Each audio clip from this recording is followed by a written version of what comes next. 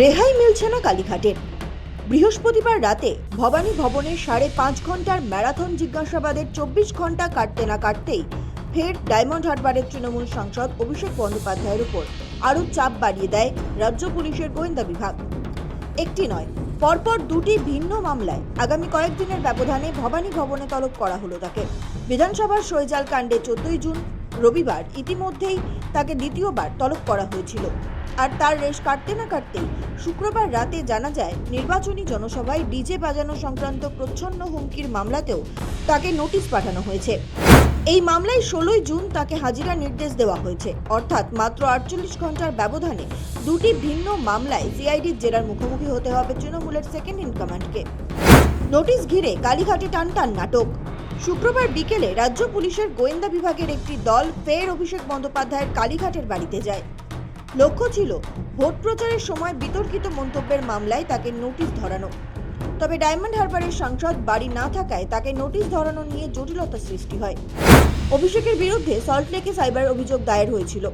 সেই মামলার তদন্তের সূত্র ধরেই শুক্রবার কালীঘাটের বাড়িতে যায় সিআইডি।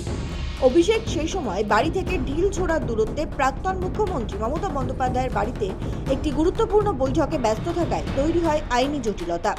2 ঘন্টা পর বাড়ি ফেরেন অভিষেক। বাড়িতে ঢোকার পর নোটিশ তুলে দেওয়া হয় তার দফতরের কর্মী বলে পরিচয় দেওয়া একজনের হাতে।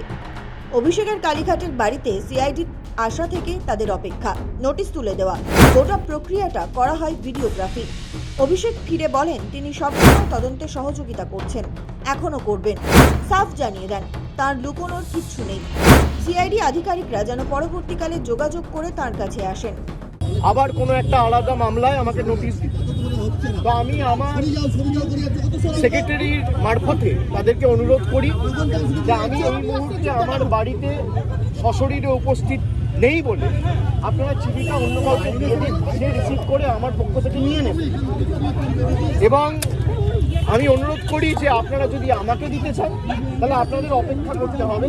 আপনি আপনার মতো করে যখন ইচ্ছা নিয়ে বলবেন যে আপনাকে ছাড়া কাউকে আমরা দেবো না। আমি যদি বাড়িতে না থাকি তাহলে আপনাকে অপেক্ষা করতে হবে আমার ফেরার জন্য। ওকে দেখছি সিআইডির প্রতিনিধিরা নেই, তারা ফিরে গেছে। তারা যদি পরবর্তীকালে আমাকে ফোন করে আসে, আমার সাথে যোগাযোগ করে আসে এবং আমাকে বলে কোন সময়ে গেলে আমি বাড়িতে থাকবো, তখন নোটিশ দেবে, আমি নিশ্চিতভাবে জানাবো। আমি যখন বাড়িতে উপস্থিত নই সশরীরে, তখন যদি তারা এসে নোটিশ আসে নোটিশ দিতে এবং একদম স্পষ্টভাবে বলে যে আপনাকে ছাড়া কাউকে নোটিশ আমরা দেবো না, আপনার হয়ে কেউ যদি রিসিভ করতে চায় সেই সুযোগ পাবে না, তাহলে আপনাকে আমার ফেরার জন্য অপেক্ষা করতে হবে।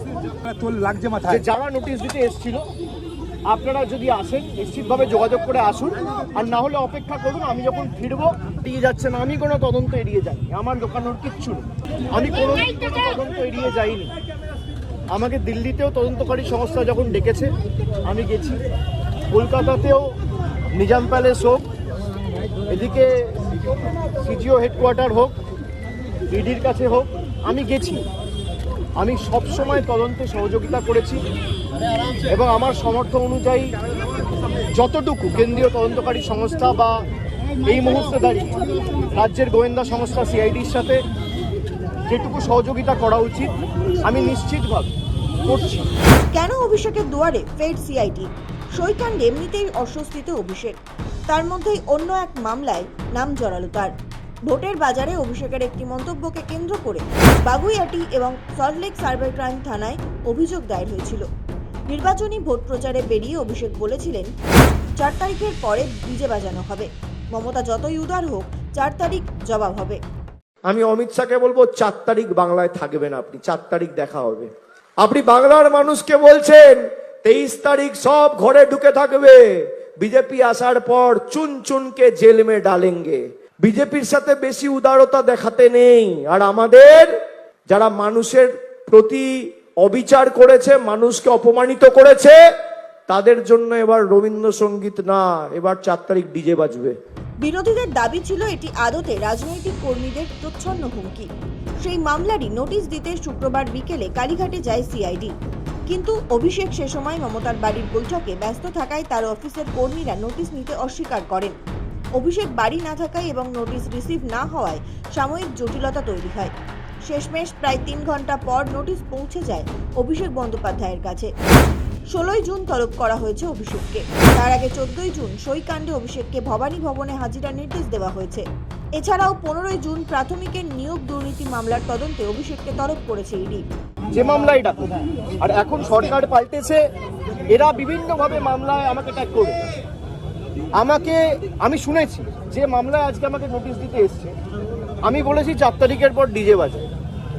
আমি প্রশ্ন করতে চাই যে আমি যদি সত্যি কোনো ভুল বলে থাকি, আমি এই স্টেটমেন্টগুলো কবে করেছি? নির্বাচন চলাকালীন। নির্বাচন যখন চলছে, ল অ্যান্ড অর্ডার, আইন শৃঙ্খলা কার আন্ডারে? ইলেকশন কমিশনের আন্ডারে। মমতা বন্দ্যোপাধ্যায়ের আন্ডারে তো ছিল না। তাহলে তখন আমার বিরুদ্ধে এফআইআর হলো না কেন? আমি যদি ডিজে বাজানোর কথা বলে থাকি, দেশের স্বরাষ্ট্রমন্ত্রী বলেছেন তৃণমূলের লোকেদের উল্টো করে ঝুলিয়ে দিয়ে সোঁদা করে দেবে। প্রত্যেক ক্রিয়ার সমান এবং বিপরীত প্রতিক্রিয়া রয়েছে। আপনি বলবেন জ্ঞানেশ কুমারকে যদি আমার এগেনস্টে অ্যাকশন নিতে হতো, তাহলে অমিত শাহর বিরুদ্ধেও অ্যাকশন নিতে হতো। অমিত শাহর বিরুদ্ধে অ্যাকশন নেওয়ার ক্ষমতা ইলেকশন কমিশনের নেই, তাই আমার বিরুদ্ধেও অ্যাকশন নিতে পারেনি। সরকার বদলেছে, এখন মামলা হয়েছে। তাহলে আমার বিরুদ্ধে যদি মামলা হয়, আমি ডিজে বাজাবো বলে, তাহলে অমিত শাহর বিরুদ্ধে এফআইআর হবে না কেন? 14 জুন এবং 16 জুন নজর থাকছে গোটা রাজ্যে। গোটা রাজ্য তথা জাতীয় রাজনীতির নজর সম্ভবত এখন ক্যালেন্ডারের দিকে। কারণ 14 জুন রবিবার বিধানসভার সই জালিয়াতি মামলায় অভিষেককে জিজ্ঞাসাবাদ করবে সিআইডি। পরিষদীয় দলের চিঠিতে বিধায়কদের ভুয়ো স্বাক্ষর থাকার অভিযোগে এর আগে বৃহস্পতিবারই তাকে দীর্ঘক্ষণ জেরা করা হয়েছিল। হাইকোর্টের রক্ষা কবচ থাকায় কঠোর পদক্ষেপ না করা হলেও তদন্তের স্বার্থে রবিবার ফের ডাকা হয়েছে। অন্যদিকে এরপর 16 জুন মঙ্গলবার ফের তলব করা হয়েছে। সেখানে লোকসভা ভোটের প্রচারে অভিষেকের উস্কানিমূলক বিবৃতির জেরে দায়ের হওয়া মামলায় 16 জুন তাকে হাজিরা দিতে বলা হয়েছে। সব মিলিয়ে টানা 5.5 ঘন্টা জেরার পর যখন কালীঘাটের অন্দরে আদি নবীন দ্বন্দ্বের পারদ চড়ছে, ঠিক তখনই সিআইডির এই জোড়া তলব তৃণমূল শিবিরের অস্বস্তি ও রাজনৈতিক উত্তাপ যে বহুলাংশে বাড়িয়ে দিয়েছে নিঃসন্দেহে। সৌভিক সান্যালের রিপোর্ট, সময় কলকাতা।